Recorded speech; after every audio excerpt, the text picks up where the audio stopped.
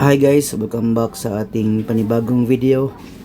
So ang video na to ay para dun sa nag-comment na wala na ba daw yung add card sa ating Maya apps, and wala na daw yung option na yon na pwede tayong mag-link ng multiple card, and pwede tayong magdagdag ng ating card na i-link sa ating Maya account. So meron pa din, kukot na lang kayo sa cards, makikita nyo dito.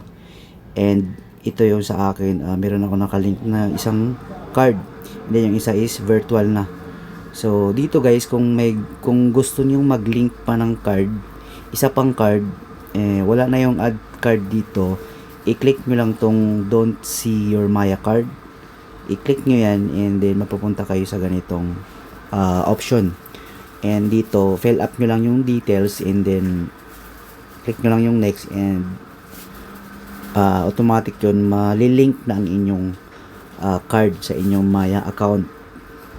So ganun lang kabilis. So para dun sa nagtanong kung wala na ba yung add card, so meron pa din, pwede pa rin kayong mag-link ng multiple card sa inyong Maya account and Maya wallet. So yun lang guys, thank you for watching.